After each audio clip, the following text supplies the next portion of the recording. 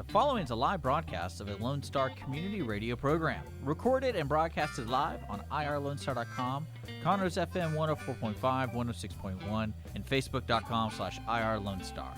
For more information on this show, please visit our show page at irlonestar.com/shows. To sponsor or donate to this program, visit our donate page at irlonestar.com/donate, or email us at lscrstudios@gmail.com, or give us a call at 936-666-1084. Lone Star Community Radio production and broadcast is possible by folks like you.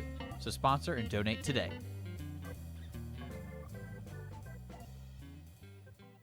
You're listening to Lone Star Community Radio on 104.5 KCZW LP Conroe and 106.1 KZCC LP Conroe, and worldwide on irlonestar.com.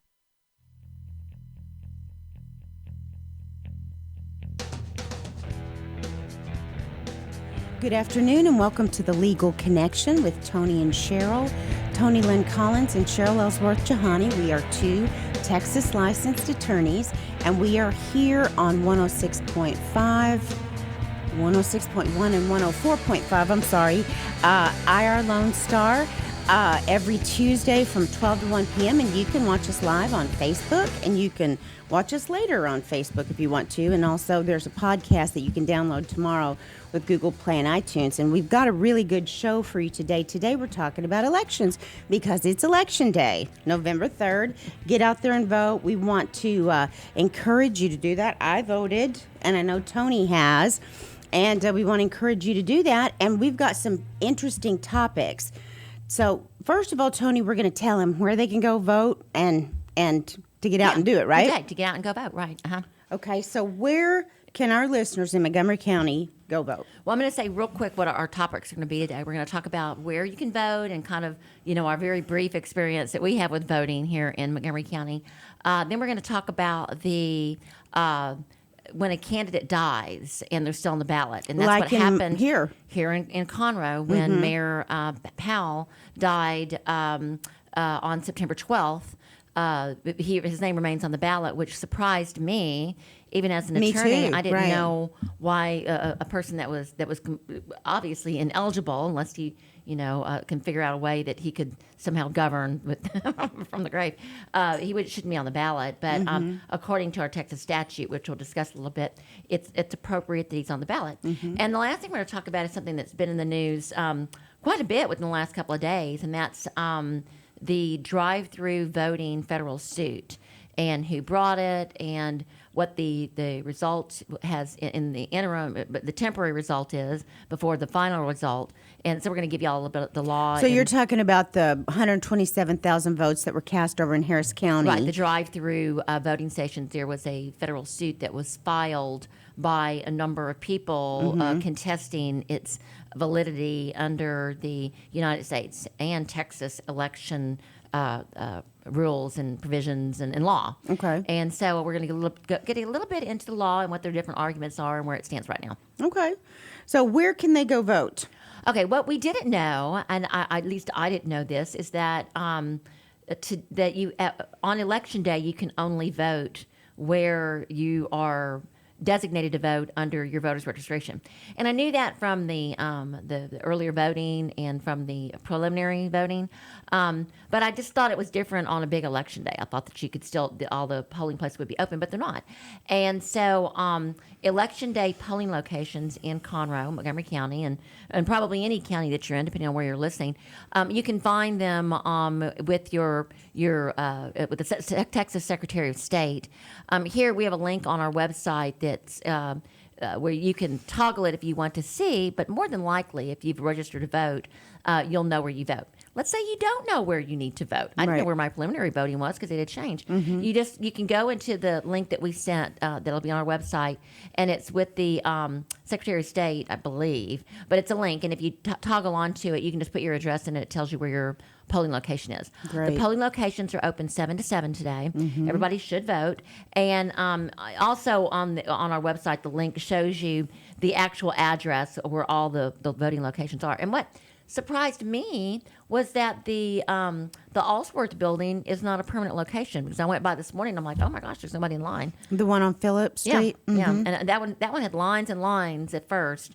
Then there was nobody in line, because I go drive by there every day at 7 and about 6 o'clock at night, so I just see. And then there was nobody today, and that kind of scared me. So you said you voted today. What was your experience? It was great. It took me 20 minutes from my house to vote, and then come back 25 minutes maybe. And it was kind of interesting, though. They split us up into groups. It was A through L and M through Z. And so the M through Z line was very long, and only 4 of their booths were working. Oh. The A through L line went super fast because all 12 booths were working. Oh, okay. That's So, weird. yeah. And my daughter, she voted today for the very first time in her whole life, my daughter Hattie. wow. So she's Hopefully she's proud young. of that. She's young. She's 23. She's 45. No, I know you couldn't have a daughter at 45 unless you had her at 1. So did they have all the COVID gloves No, but they had some screens up that were clear and you could see through. I mean, you voted. They didn't have any masks. People were trying to social distance, but you do have to scoot by people. A lot of people had on masks, some didn't. Okay, really? Wow. Yeah. Brooke said that she actually drove all the way up to Austin today because Good for her. She's here during COVID, but that's where she's registered to vote. And she said that they had, Austin is very sensitive to COVID, that they had gloves, I guess prophylactic hand coverings, and that they gave her an option between gloves or a lollipop, not Tootsie Pop, stick. Oh, and, to not touch things. Yeah, to not touch the Oh, voting. see, we touched the ballot. The And she said booths. that they had social distancing and people were monitoring it, and everyone had to wear masks, and that that they print out. There was a scanner print out. It was much more complex than when I voted. My early voting was pretty much no social distancing. People did have masks on, but they weren't really. It was not. I don't think it was a big deal. I remember when they had this little festival over here. Almost nobody was wearing masks, but I'm of the mind that I think that we're all going to get this virus. Everybody's got a difference of opinion, but I think we're all going to get the virus. Some people are going to weather it better than others, and if you can keep the timing spaced out, then you don't have as bad of a pandemic as you would, and we'll be able to handle it. So I am just hoping that the whole virus thing goes away soon. It looked, according to the traffic, I think that it's being addressed as though it's going away soon. Right. Because we have a lot of 5 o'clock traffic. We sure do. We sure do. Okay, well, so do we want to take a quick break? And when we come back, we're going to talk about the mayor and him being on the ballot, even though he passed away in the end of September. Mayor's election, right. So we'll take a quick break, and we will be right back.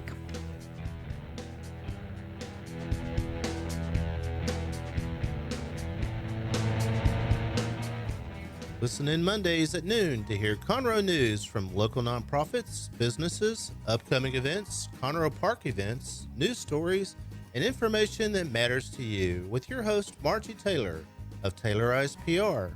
For more information about being a guest, visit irlonestar.com/Conroe Culture.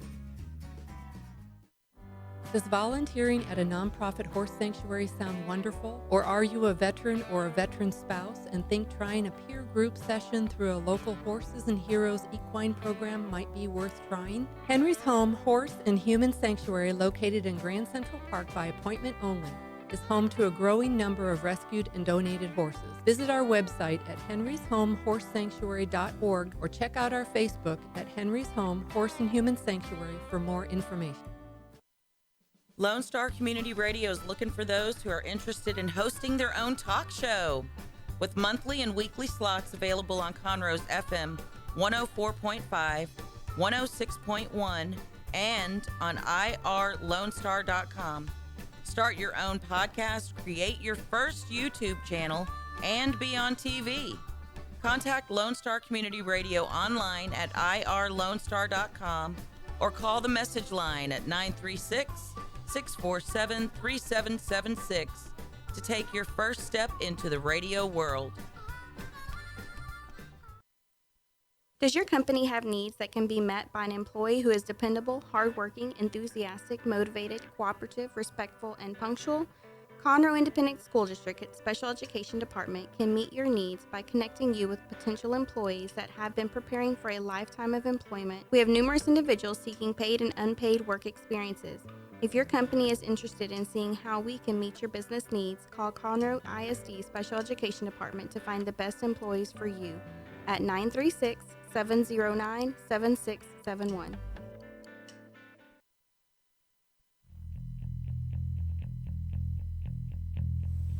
Good afternoon. Welcome back to the Legal Connection with Tony and Cheryl.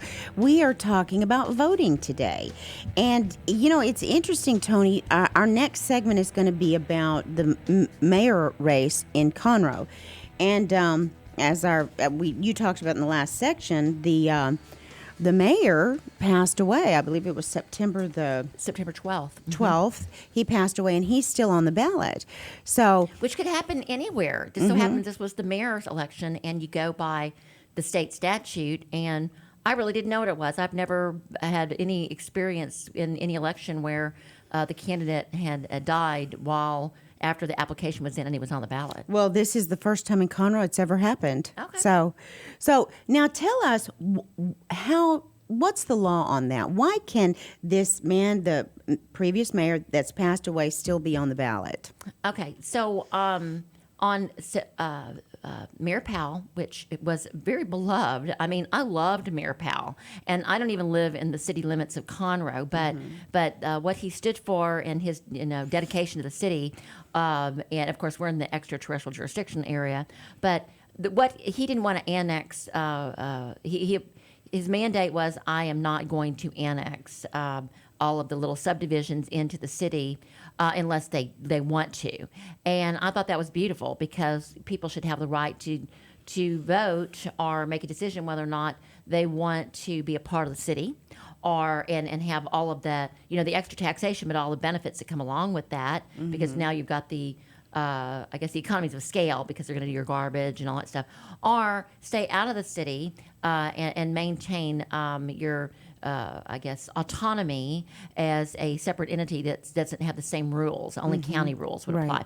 And so I like that about him. He was giving people more of a choice.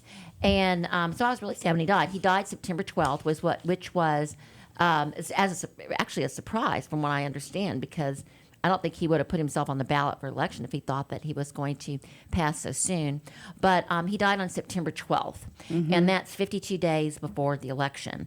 And that's important as to the state law because the law provides that, and everything I'm talking about can be found, I've given a link on our site, but it's the Texas Election Code, Section 145. And that section deals with withdrawn, deceased, or ineligible candidates named on a ballot. Okay. So Section 145, and I'm just going to go to the one that's really got the meat in it. 145.035 says that a candidate's name shall be omitted from the ballot if the candidate withdraws, dies, or is declared ineligible on or before the 74th day before the election. But So it's 74 days. right. So, but Mayor Powell died 52 days before the election, so he's not a part of this part of the election code. So then you go to Section 145.039, and that one kind of like piggybacks onto that one. If a candidate dies or is declared ineligible after the 74th day, the candidate's name shall be placed on the ballot. Okay, so the first one says if it's before the 74th day, automatically off. After the 74th day, which would have been, he would have had to have died sometime in maybe August or July. Then, and like in the situation we're in right now, then you have to do something else to get him off the ballot. And what I didn't understand that, I guess, probable, I'm going to say probable, potential Mayor Jody, I believed that he would have filed suit to get Mayor Powell's name off the ballot because his wife's an attorney. And so I thought, well, that would be, the first thing I would have done if I was Right.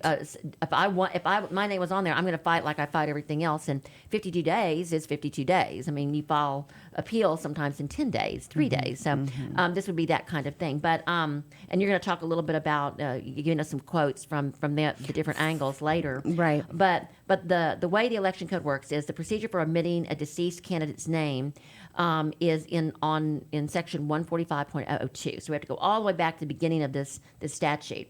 And that one reads, except as provided by subsection B, which is something we'll get to, if a candidate's name is to be omitted from the ballot under this code because the candidate has died, the authority responsible for having the official ballot prepared shall omit the candidate's name from the ballot on receipt of reliable information of the death.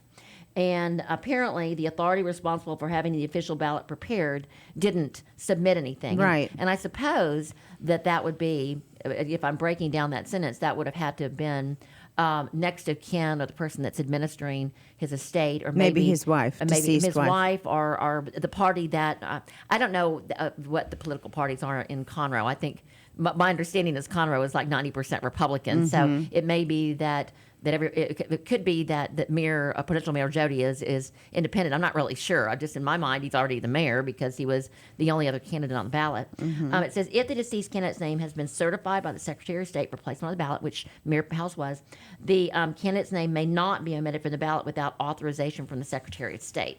And then the code goes on to tell you how you get authorization from the Secretary of State. And I don't see that...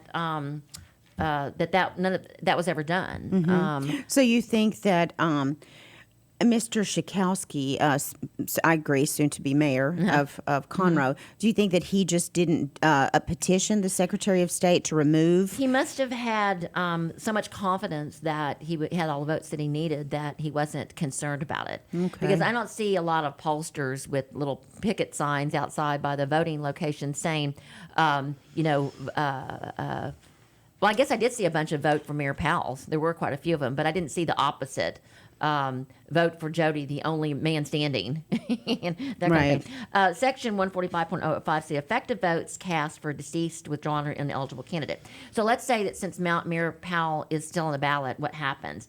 If the name of a deceased, withdrawn, or ineligible candidate appears on the ballot under this chapter, the votes cast for the candidate shall be counted and entered on the official election returns in the same manner as for the other candidates. And if the deceased, withdrawn, or ineligible candidate receives the vote required for election, the resulting vacancy shall be filled in the regular manner. If the deceased, withdrawn, or ineligible candidate and another candidate tie for the most votes in an election, in which a plurality vote is sufficient for election, which is the same as in Conroe, the other candidate is considered to be elected. Okay, so if they tie, Jody would win. Right. If more than one other candidate is tied with the deceased, withdrawn, or ineligible candidate, the winner of the election shall be determined by resolving the tie between the other candidates in the regular manner. Okay. In a race in which the runoff is required, if the deceased, withdrawn, or ineligible candidate received the votes that would entitle the candidate to be placed on the runoff election ballot are tied for the number of votes, the candidates in the runoff shall be determined in the regular manner. And the bottom line is, if deceased Mayor Powell wins, then they will hold a special election, and you'll have new applications submitted for the different candidates. So I think that I can't guess why it played out like it did. I think that, again, I probably would have fought if I was a potential probable Mayor Schakowsky. I probably would have, being an attorney, I would have filed something to get him off that sooner. So what do you know about it? What is everyone saying? I think you might be right. Maybe it was his wife that didn't take him off the ballot or petition the secretary. His wife's name is Vanessa. He died September 12th, like you said. She said that his dying wish to her, he told her his dying wish was that he would continue his campaign. Sounds like Ruth Bader Ginsburg, hoping for victory that would force a special election. So Mayor Powell wanted the special election. Well, I mean, they were pretty much duking it out, as I recall. I think there was something about the high school over here off of, I forgot, it was in a tract of land. an abandoned building. It was a large building that was used for a high school for many years.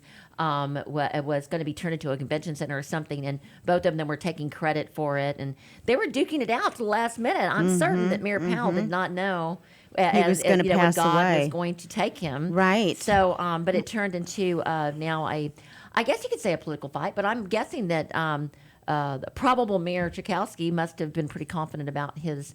I think so. He says that he has no position on the special election, but plans for victory. His focus hasn't changed. He said that it has been influenced by COVID. Obviously, he said it's his desire and commitment to make Conroe the best place to live, work, and raise a family. Vanessa, Mayor Powell's wife, said she was surprised by an effort the week of Powell's death by Councilman Raymond McDonald and Seth Gibson to have Gibson appointed to fill Powell's term through the election. That's interesting. But and he's not running again. That is very surprising because maybe it was he was bipartisan. Who did Phil? Is he the interim mayor right now?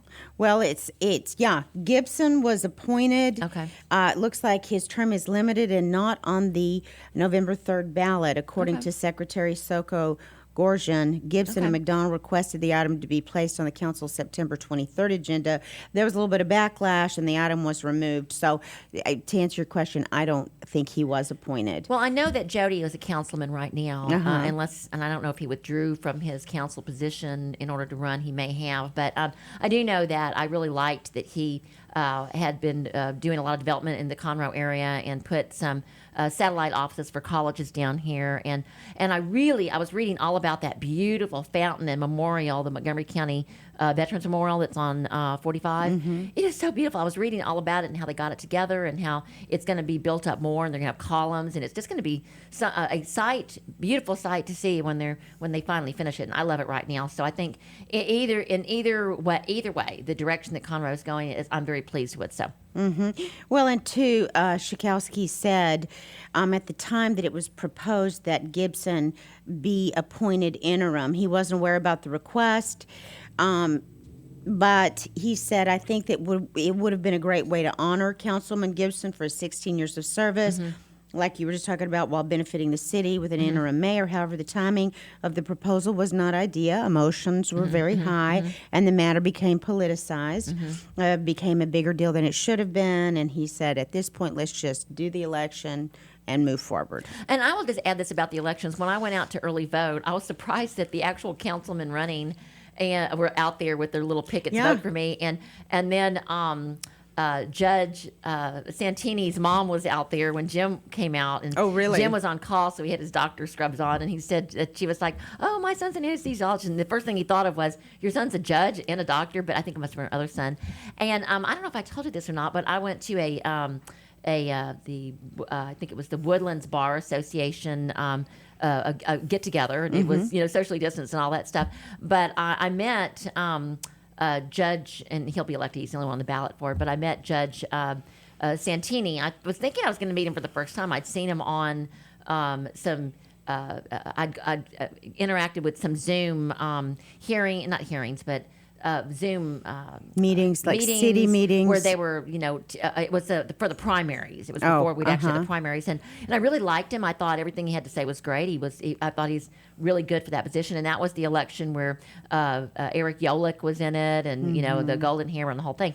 And we had Scott Goldman, who was on the ballot today. We had him. No, I thought he was here. Supreme Court, right? Well, we voted for him today, but right. Oh, that was the Ninth Court of the Supreme Court Justice for the Ninth Court of Appeals, and I thought he'd won. And I was thinking you were talking about in the race for the 457th judicial position. Right. And that's the one that had like 5 people that were running for the judgeship. Anyway, and we love Judge Justice Goldman. Yes. I mean, I'm just so happy that he won. Right. A good guy, really dedicated. But I didn't realize that I actually had a case against Judge Santini, because he was like, "How are you doing? It's nice to see you again." And I'm like, Who are do I you? know you? And he's like, "Yes, we had a case together." I'm like, have I lost my mind?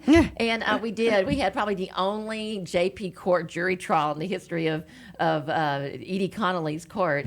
It was a public intoxication case where my very rich clients had come over to see the Maroon 5 at the Woodlands Pavilion and got arrested for public intoxication, which is unheard of. And the jury split the baby. They exonerated the wife and convicted the husband, but he remembered that. He was all about it, and I thought, well, that's just great. So Well, I felt good for him. and he was pretty funny even as a prosecutor. He was a real new prosecutor at the time. But anyway, okay, so we're going to take a break, and we're going to talk about when we come back these curbside the voting ballot Harris things. County drive-through contest in the federal court and how that's going. Okay. All right. Well, we'll be right back after the break. Don't forget to download the Lone Star Community Radio app for your Google Play or Apple Store. Bring Montgomery County's community radio with you anywhere with your smartphone or tablet. If you are in the Conroe area, tune in on FM. That is Conroe's FM 104.5, 106.1. Are you interested in learning more about preparing quick, healthy, and safe meals for your family? Would you like to spend time with others learning tips and tricks, along with practicing and tasting nutritious food? If so, the On the Road to Healthy Living Mobile Cooking School is for you. Call Amy Ressler at Texas A&M AgriLife Extension Service at 936-539-7825 to find a class near you or volunteer to host a class.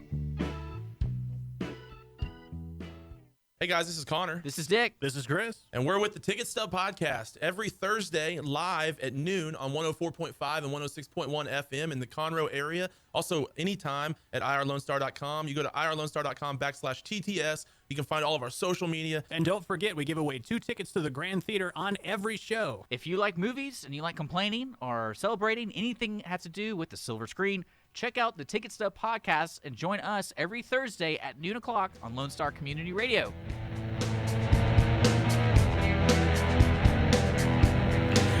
Welcome back to the Legal Connection with Tony and Cheryl. We're glad you're listening today. We're talking about voting. Today is voting day, and we want to encourage election day, and we want to encourage all of you guys to get out and vote. You can't complain about the results if you don't vote. The polls are open until 7. Polls are open until 7. And you Tony's talked about that, but you can look on our website and see where you need to go vote if you don't know. So, Tony, we're going to talk about this case that is was filed in the U.S. Southern District in Houston, and it was against the curbside voting. They call it drive-through, but I think curbside sort of makes more sense. The curbside voting. Well, it's not curbside ballots. voting. Curbside voting is not allowed in Texas. Period. But the drive-through is, and that's what we're going to discuss, because the reason this case even came up is because nearly 127,000 Harris County drive-through voters voted in these 10 drive-through locations in Harris County. And the case that was brought was that Republican plaintiffs, and you're going to talk about them in a minute, asked that the drive-through voting be halted on Election Day, but did not immediately ask that the ballots that have already been cast be tossed out. They're just saying on Election Day they can't have it. And so they limited their scope of what they're asking for, and I believe after reading some of the law that we'll discuss today, that they're right. I don't think that the drive-through voting on Election Day, because it's not a building in part, and in part because a lot of the laws don't allow for that, there's certain restrictions to it, that they shouldn't be allowed to vote drive-through, but there's still at least one open. So what do you know about it? Well, so it's interesting that the plaintiff, we've got 4 plaintiffs here, I think, for Stephen F. Hotze. He's well known. As a matter of fact, I was watching Fox News last night, and they were talking about the people who filed this suit. Oh, okay. And we know him also from where? Stephen Hotze? Well, from other suits he's filed. Well, contract tracing. We did our show right. Contact tracing. He sued Governor Abbott to cancel the contract, that was it $300,000 contract? $375 million contract. That seemed kind of low. The contract to an unknown company to do contract tracing. And so these are the people that are trying to protect us, or they believe, and I believe too, that they are trying to make sure that our government follows the Constitution. That's right. So we've got Plaintiff Stephen Hotze, Plaintiff Wendell Champion, Plaintiff Honorable Steve Toth, and Plaintiff Sharon Hemphill. They're all represented by Jared Riker Woodfill. And he's out of Houston. And then the defendant was Chris Hollins in his official capacity as Harris County Clerk. That's not all, folks. How many other people are in this case? About Oh, good night, Tony. So Good. many people. This case was filed on October 28th. That was last week, and in federal court, and it has maybe 50 interveners and Defendants. So many so many attorneys filed pro hoc vici, meaning they weren't even eligible, or it wasn't proper for them to practice law in the Southern District of Texas, because they're not members of that bar, Right. And so they filed this little it's a motion, and they usually get approved pretty quick. It's a motion for order for admission pro hoc vici, and it's basically a form that can be filled out, and within a day the judge was granting all these, and the pro hoc vici, so these people could file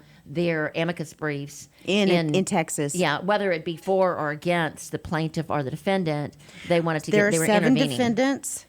Royer, Glenda Lee Green, Sean Stevens, I believe, Jamie Lynn Watson, Elizabeth Hernandez for Congress. And then there are, you're right, probably 40 intervener defendants, and that's who you're speaking of, the Right, ones but the who... interesting thing is that many of these interveners have the same attorney that represents They them. do. They so have that all- means that all they the- were collecting people to represent underneath them, almost like a class action. Right. And we have a link on our website, or we're going, not our website, we're in this show, if you go to our show area, and we'll talk about that a little bit in a minute, you can link to this actual case in the federal district courts. If you look in it, you can, anybody, it's open to the public. You can look at all of the complaint that was filed, the amicus briefs that were filed, what their arguments were for and against, who's in it. It's really, really interesting that people, I didn't know this before I became an attorney, that you can basically go straight to where these documents are filed, and it's pretty easy reading. It's not all legalese. They make it pretty straightforward. This particular case ended up in Judge Hanen's court. There's a number of federal judges. They're appointed for life. They're not elected officials, so they don't have a bias that elected officials normally would have. This case was first brought, though, or the issue was brought before the Texas courts, the state courts, and it was rejected by the Texas Supreme Court. They allowed, in other words, they didn't disallow the drive-through voting, and why? Why did they not disallow I haven't it? read all the state cases. I do know that in the briefs that were filed in the federal case, they're like, look, the state of Texas already said we can have these, and this is a state law issue, therefore the federal court can't overrule it. But that's not necessarily the case. That's going to be that side arguing that federalism type argument. There's also there's federal rules in the Constitution that allow for certain things to happen. I will say this, though. We're going to go over this briefly in the actual guts of the case, but there's very specific laws in Texas about how you can vote, the method, the location, because the right to vote is so critical, and that's what the complaint and what they're arguing about here. Well, ultimately, the federal judge on Monday, this was just yesterday, rejected their request, and this was from the conservative activist, which is Holtz, and then 3 Republican candidates, one of them being Toth, and I don't know if he's actually I think Toth is up for election right now, isn't he? Not sure, but it is a candidate, I believe.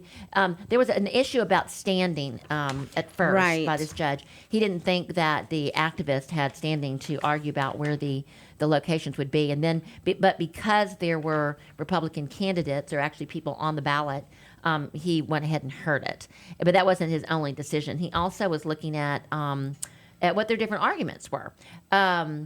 The Republican, the conservative activists, Holtz, and the Republican candidates were not successful in preventing the drive-through votes. However, they must have made some headway, because defendant Chris Hollins, which is the Harris County clerk. In charge of that, closed down 9 of the drive-through election centers, and only 1 remains open. For today, though, right? For today, Just for for election today? day. And that was because, and Judge Hanen, and I don't remember if I read this in the comments or what, because the transcripts are just coming out. It was just yesterday afternoon.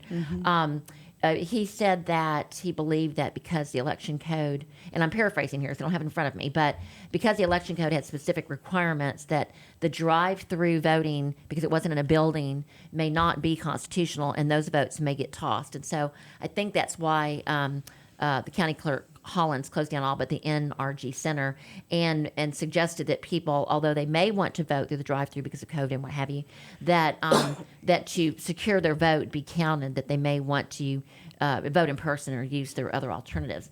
Anyway, the ruling by U.S. District Judge Andrew Hanen, who was a George Bush appointee, follows 2 earlier decisions by the all Republican Texas Supreme Court rejecting the efforts of this, Holtz and Toth and what have you, from challenging the validity of the drive-through voting in Harris County.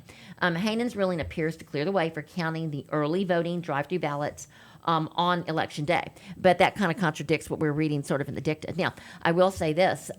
They already appealed to the Fifth Circuit. The hearing that they had yesterday had all these protesters in front of the federal building. Right. And I was just at the federal building last Thursday. I wasn't even keeping up with this. Mm-hmm. And because they're open. They're not like a lot of the Harris County courts where it's optional. If your judge tells you to be there, you're there. Mm-hmm. And for some reason, only some of the reporters got in. Mm-hmm. And then they didn't let them Zoom in. They cut them off. And I think it's because it was such...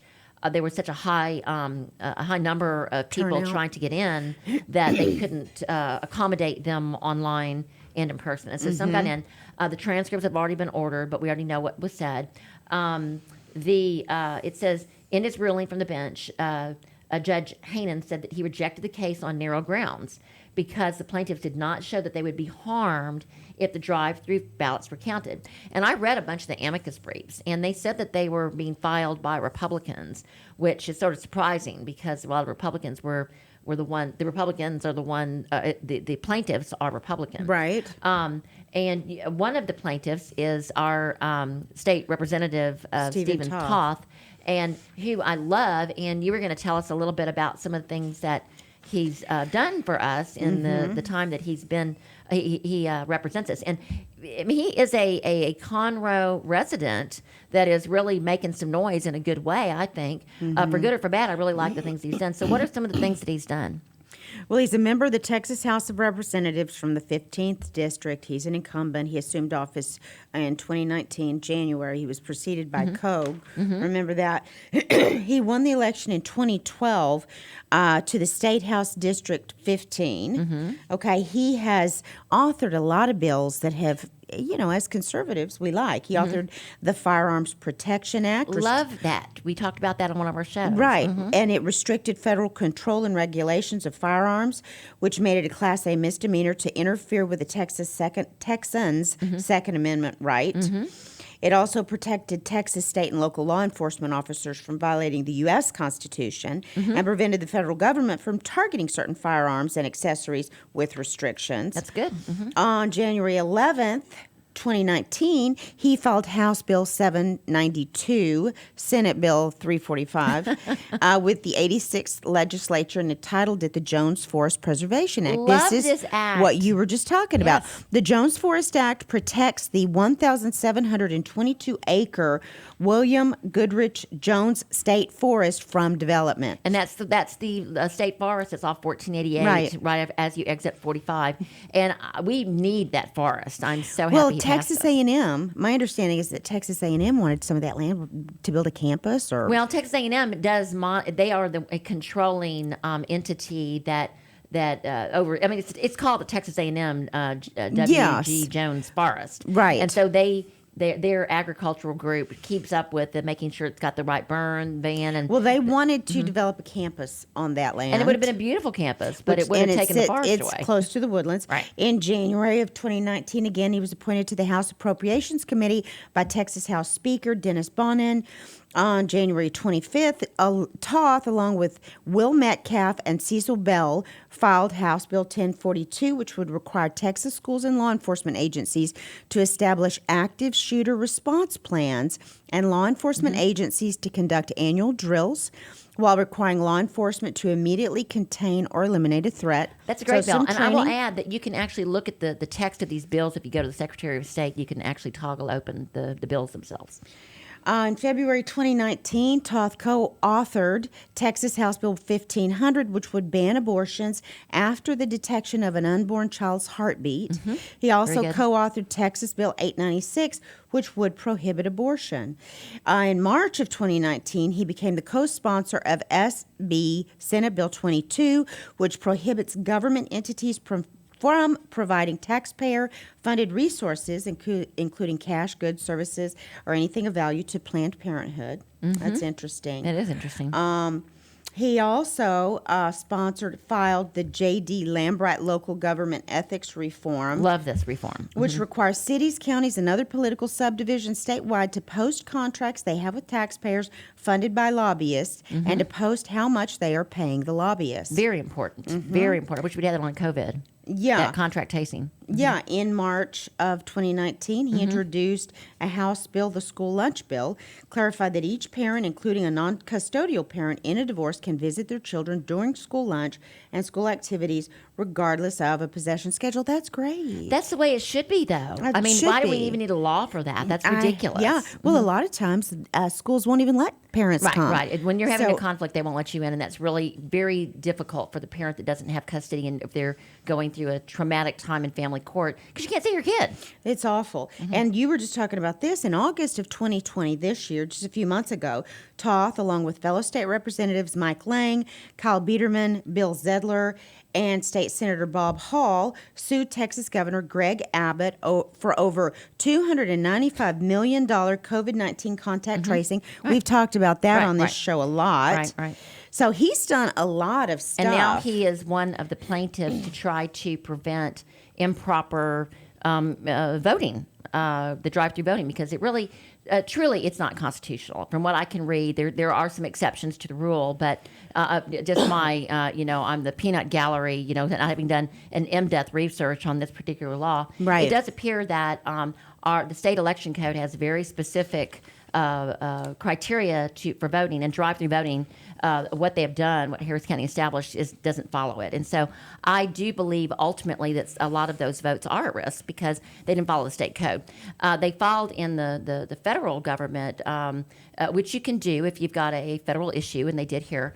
Using the federal government code, everyone has the right to vote, but you have to have certain checkpoints, and so that's what this to make sure that you don't have fraud.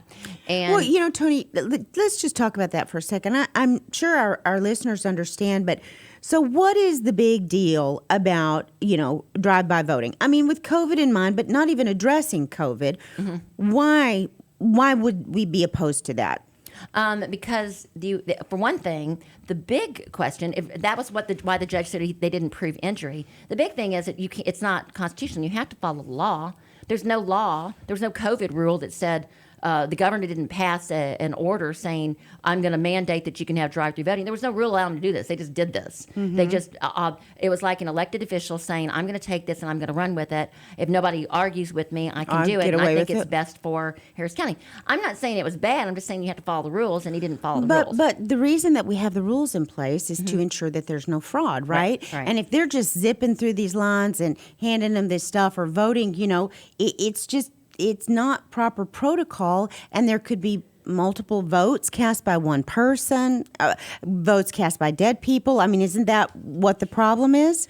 Well, I think this article kind of hits on a lot of this. It says he ruled on larger in sketch, but let me just say this real quick, that the ruling for the bench is that they didn't prove any harm. Just the same question you have right here. The Republican plaintiffs, Representative Toth and Hotze, Stephen Hotze, and the other two people, and then all the other people that joined in, the interveners. The Republican plaintiffs appealed the decision late Monday to the U.S. Fifth Circuit after this ruling came late in the afternoon, asking the appellate court to disallow the drive-through voting on Election Day in Harris County, just on Election Day, just hours before it was set to begin.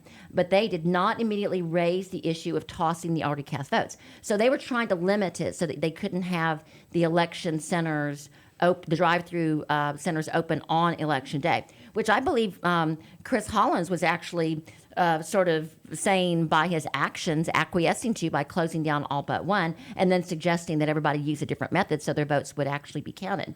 Within hours, a 3-judge appellate panel denied the appeal. So the Fifth Circuit already denied it, but that didn't stop the appeal because they have you can appeal all, just like we were saying in other cases, you have different levels of appeals. The panel's ruling meant drive-through voting could exist on Election Day, but Hollins on Monday night had already announced the closure of all but one drive-through voting location. So he's not feeling real comfortable about it, and he's got legal counsel through Harris County. 10% of Harris County's in-person early voters cast their votes in the county's 10 drive-through locations. That's pretty high. Dismissing the votes would have been a monumental disenfranchisement of voters in a presidential election besieged with fights over voter suppression and fraud. If he had ruled on the larger issues in the case, Haanen said he would have rejected the request to toss out votes already cast. But Haanen said that he would have shut down Harris County's drive-through polling places for Election Day because the tents being used for the sites don't qualify as voting inside a, quote, building, a requirement under the state election law. Right. And in federal court, you have to follow state law on state issues. And I'm reading this from the Texas Tribune that came out yesterday. It was an article. He goes on to say that if we were voting tomorrow, I would not vote in, this is Chris Hollins, the district clerk saying this, if I were voting tomorrow, I would not vote in a drive-through just out of my concern as to whether that's illegal or not. I'm going to order the county to maintain all the drive-through voting records just in case the Fifth Circuit disagrees. Shortly after the plaintiffs filed their appeal, Harris County Clerk Chris Hollins said he would close 9 of the 10 drive-through locations, like we just said. The Toyota Center is the only place in the that only polling location that will allow drive-through voting. I thought it was the NRG Center. I said But that it's wrong. the Toyota Center is Center. downtown. Okay. My job is to protect the right to vote for all Harris County voters, and that includes those who are going to vote on Election Day. I cannot, in good faith, encourage voters to cast votes in tents if that puts their votes at risk. Yeah. A lot of the amicus briefs were all, the first thing they argued was COVID. How can you take away an old person who's subject to the risk of a health issue, not allow them to vote when you already told them they can vote this way? Well, that's a problem. Yeah, I said this is what Steve Stoss had to say. The latest challenge to drive-through voting was brought to the Houston federal court in the last-minute filing last week by Stephen Holtz, as well as Representative Steve Toth, congressional candidate Wendell Champion, and judicial candidate Sharon Hemphill. So there was 2 judicial candidates. Whitfield was the attorney for the GOP, an attorney and former Harris County Republican chair, is representing the plaintiffs. He's among Who? Jared Whitfield. Oh, he's right, the right. same one that I know who represented he them is. on the COVID case that they filed against Governor Abbott. It says that Houston Democrats have launched a robust effort to make voting as easy as possible, tripling the number of early and election polling locations and increasing the county's election budget from $4 million in 2016 to $33 million this fall. Oh, goodness. They reject the Republicans' claims that making voting easier carries inherent risk of widespread voter fraud, which is their biggest argument, widespread voter fraud. Republican leaders and advocates have furiously worked the levers of power, churning out lawsuits, unsubstantiated specters of voter fraud. Well, of course, this is, I don't know how they would say unsubstantiated because they're bringing up, legitimate facts, and official state orders in their bid to limit voters' options during the pandemic. The pandemic is what's making this even remotely legal, arguable, right? Because otherwise they would be completely, you would not have an option to have a drive-through. It says that this is important. Curbside voting, long available under Texas election law, requires voters and I didn't think curbside voting was, I may stand corrected here. Curbside voting, long available under Texas election law, requires voters at every polling place to deliver on-site curbside ballots to voters who are physically unable to enter the polling place without personal assistance or likelihood of the injuring the voter's health. So you'd have to have a physical problem. So if you're a disabled individual, you can pull up and they can bring you the voting ballot out to your car. Right. But the plaintiffs are arguing that the drive-through program expanded voting beyond what the Texas legislature had allowed, using the pandemic as an excuse. And I will say this, that that Representative Toth had argued, and I read in some of the briefs, that this is something that should go to the legislature. This is not something that should be mandated under the judicial branch, Right. Or just brought up as an excuse during the pandemic because of voter fraud. So. Okay. All right. Well, I think this has been a great show. We want to encourage you guys to get out and vote. Right, Tony? Yes. Come on, guys. Go vote. You can do it. And we also want to remind you to Serve God by serving others. All right. Have a great week, guys.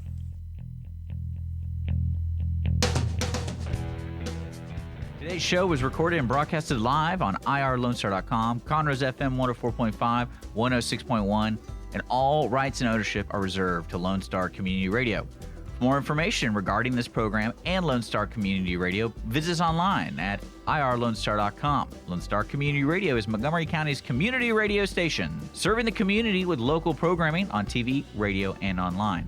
If you enjoyed today's program, please support us by sponsorship or starting your own show. Contact us today by phone or text at 936-666-1084 or email the station at lscrstudios@gmail.com.